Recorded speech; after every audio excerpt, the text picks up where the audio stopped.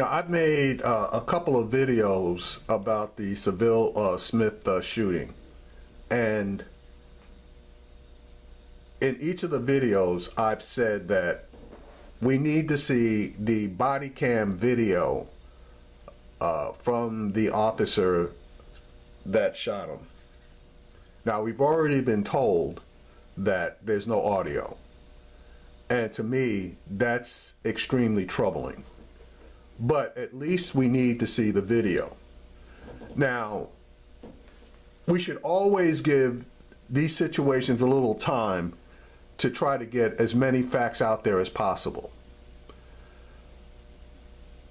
Facts that were initially portrayed regarding Mr. Smith was that he was a convicted felon,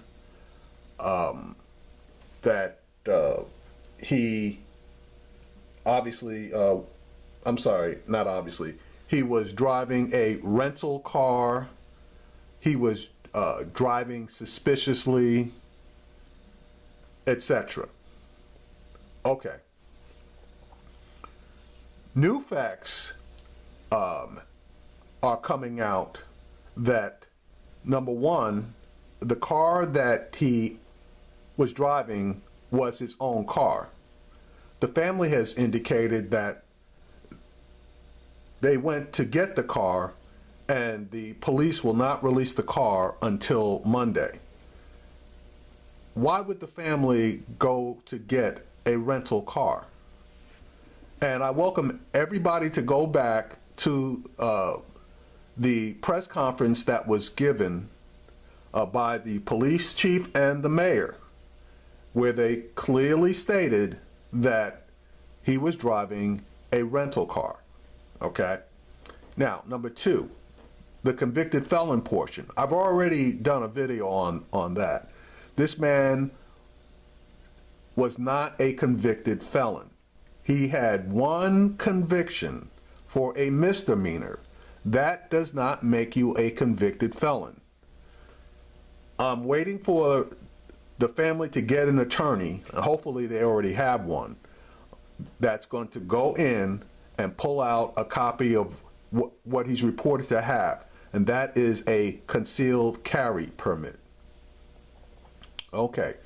Number three, this man won a lawsuit against the city of Milwaukee, the police department, for incarcerating him for approximately 8 months on trumped up charges that they knew were false and were ultimately dropped. After those charges were dropped, he turned around and sued and won his lawsuit. So obviously there was an issue there. Number four, Mr. Smith happened to know his killer. This gentleman, he is Officer Dominique Hagan Brown. How did he know him? Because they went to high school together and they didn't like each other. So there's a history between these two guys. Now, coon asses like Sheriff David Clark have put out narratives that would make you think that this guy was the biggest thug in the world. And that just is not true based on the legal record. Being arrested does not make you a thug or a criminal.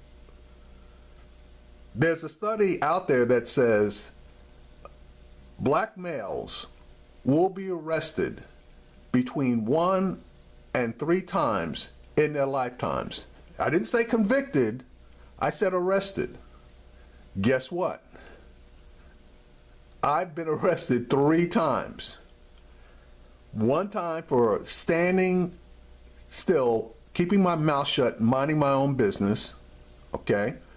One time because I was pulled over for speeding and a highway patrol officer decided he was going to show out in front of this highway patrol woman and he was going to arrest me. And one time because I was standing with a group of guys that got accused of a crime that ultimately was dismissed. What was that crime? the guy had a hard-on for one of the guys that I happened to be standing next to, and claimed that the guy stole his white purse with $10 in it. All three of those arrests were vacated. Well, actually, I went to court on all three of them. All of the charges were dismissed, and I am the proud owner of a concealed carry permit because my record is clear.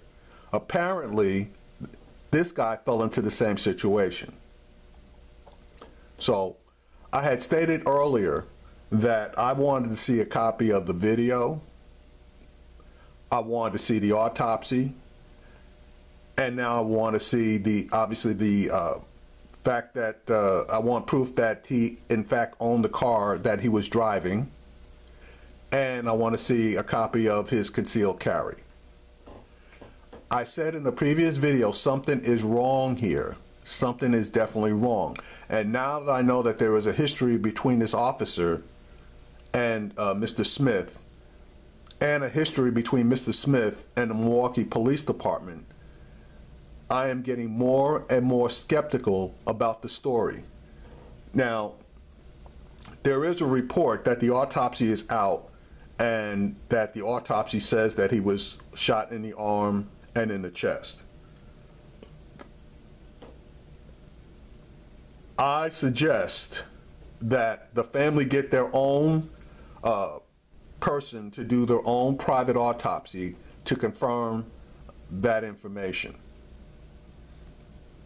If in fact this guy was shot in the chest and in the arm, and the video basically corroborates the story that Mr. Smith was about, or in the process of holding a weapon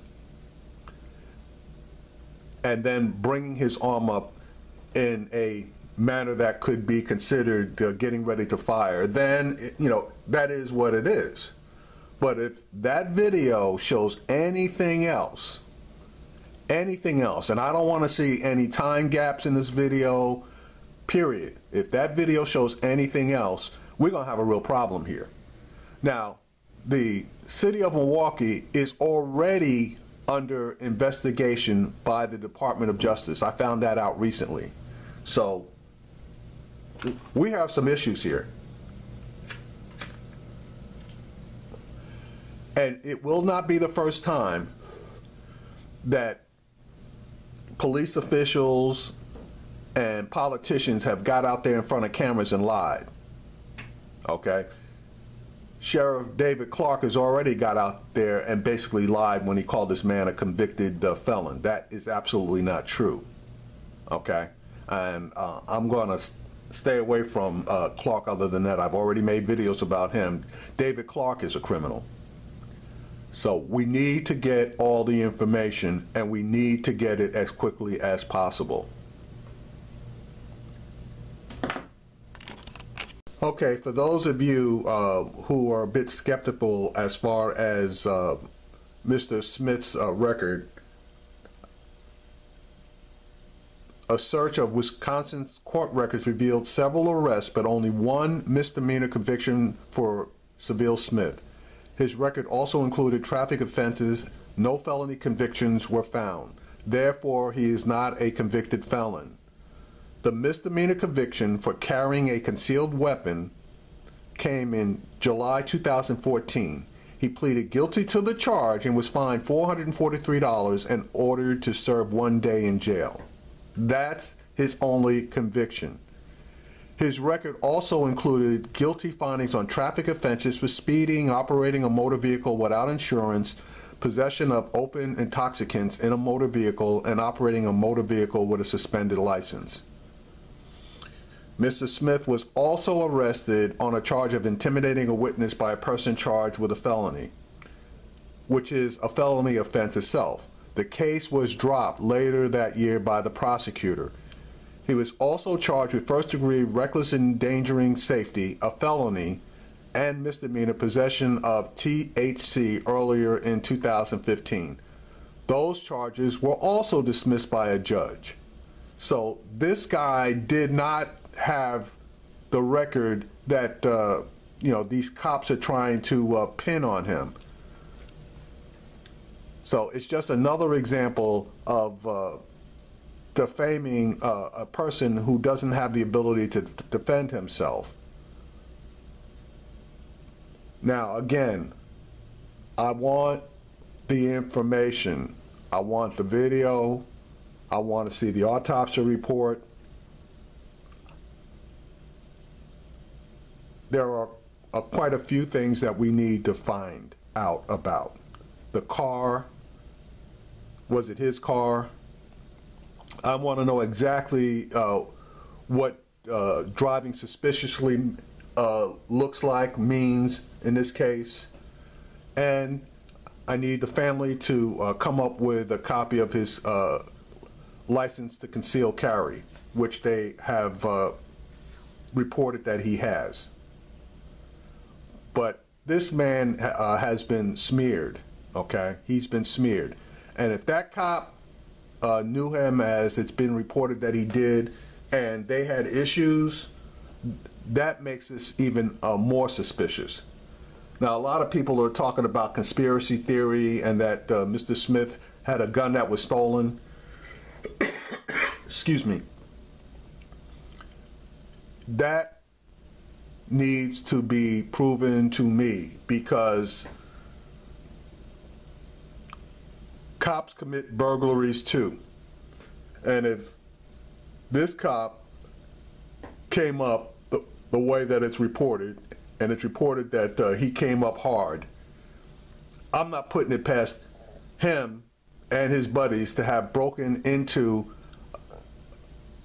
the place where the gun was held and stealing it themselves. I'm not putting that past them, because cops do stuff like that. So here we are.